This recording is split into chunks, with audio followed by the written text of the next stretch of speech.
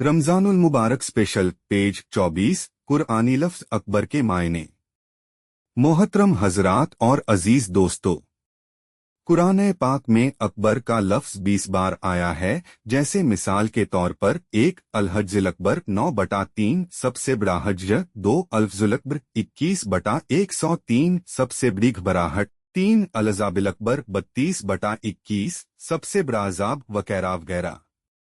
लेकिन कुरान भर में कहीं भी अल्लाह अकबर का लफ्ज नहीं आया है, क्योंकि अरबी ग्रामर के मुताबिक अकबर का लफ्ज इस्मत फजील तुलनात्मक संज्ञा कंपेरेटिव नाउन है, जो हमजिन्सों यानी एक जैसी चीजों के दरमियान फजीलत बराए महानता जाहिर करने के लिए ही इस्तेमाल होता है।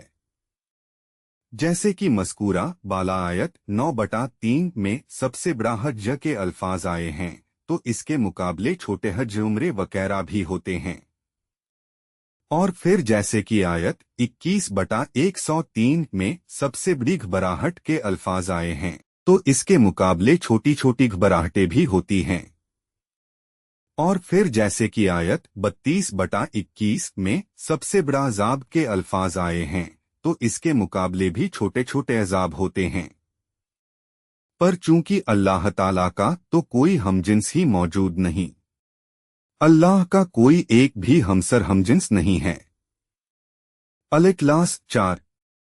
लिहाजा जबकि अल्लाह का कोई हमजिन्स ही मौजूद नहीं, तो फिर अल्लाह के लिए अकबर का लफ्ज कैसे इस्तेमाल हो सकता है? क्योंकि अरबी ग्रामर के मुताबिक जुमला अल्लाह अकबर के मायने ये होते हैं कि अल्लाह अपने हमजिन्सों में सबसे बड़ा है, तो इस तरह जुमला अल्लाह अकबर अपने दामन में दूसरे छोटे खुदाओं का भी तसव्वुर लिए हुए है। इसलिए जुमला अल्लाह अकबर गैर कुरानी, गैर इस्लामी और हकीकत के खिलाफ और पैगंबर व कुरान के बाद की पैदावार है, क्योंकि ये ना तो कुरान भर में मौजूद है और ना अल्लाह के 99 नामों में शामिल है और ना ही ये मुस्तंदर वायतों में मिलता है। चुनाचे जरा याद कीजिए कि जब दुश्मनान इस्लाम हजरत बिलाल रजी शून्य पर कोड़े बरसाया करते थे, तब उनकी जुबान मुबारक पर सिर्फ अल्लाह अहद ही का विर्द जारी रहता था, ना कि अल्लाह अकबर का। मगर अफसोस कि अब ये अल्लाह अकबर का जुमला हमारी अजानों में, हमारी नमाजों में, ज़िबाहों में और दंगो मारकाट में भी हमारी जुबानों पर नाराए तकबीर अल्लाह अकबर के रूप में जारी रहता है। लेकिन यहाँ सवाल उठता है कि जब अल्लाह अकबर का नारा गैर कुरानी, गैर इस्लामी और हकीकत के खिलाफ है, तो फिर ये आखिर इस्लाम और मुसलमानों में दाखिल कहाँ से और कैसे हो गया? इसके जवाब के लिए अब हम इस्लामिक हिस्ट्री पर गौर करते हैं। रसूल पाक के बाद की इस्लामिक हिस्ट्री।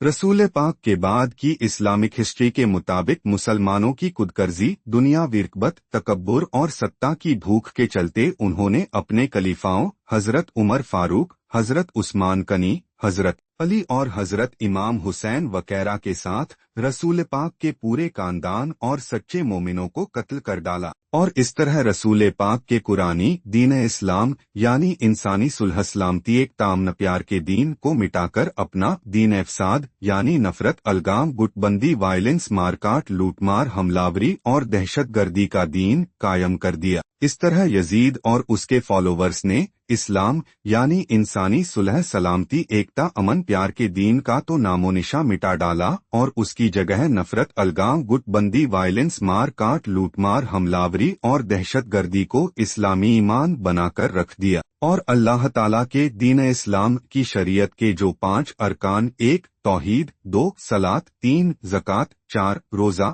5 हज थे, सिर्फ इन्हीं को दीन इस्लाम बना डाला। हालांकि इस्लामी शरीयत के ये 5 अरकान तो महज मोमिनों को दीन इस्लाम यानी इंसानी सुलह सलामती, एकता, अमन, प्यार के दीन तक पहुंचाने वाले साधन हैं, लेकिन इस तरह दीन इफसाद यानी नफरत, अलगाव, गुटबंदी, वायलेंस, मारकाट, लूटमार, हमलावरी और दहशतगर्दी के दीन की बुनियाद पर महज एक रोजा नमाज पूजा पाठ वाले मजहब को दीन इस्लाम का बुर्का पहना दिया गया। और फिर इसके बाद यजीद ने अपने उस दीन इफसाद यानी नफरत, अलगाव, गुटबंदी, वायलेंस, मारकाट, लूटमार, हमलावरी, दहशतगर्दी के दीन की तायीद व तस्दीक के लिए कुरानी तर्जुमत फसीर को भी अपने दीन इफसाद के मुताबिक ढलवा दिया। اور پھر اس کی مضبوطی کے لیے فکر وائتیز کھیرا تیار کروا کر اپنے دین افساد کو مکمل اور پختہ بنا ڈالا، اور اس طرح پھر اس باطل قرآنی ترجمت فسیر کی نقل ترکی، فارسی وغیرہ سبھی مسلم زبانوں میں کروا کر اپنے دین افساد کو تمام مسلم کنٹریز میں پھیلا دیا۔ باقی انشاءاللہ اگلی پوسٹ میں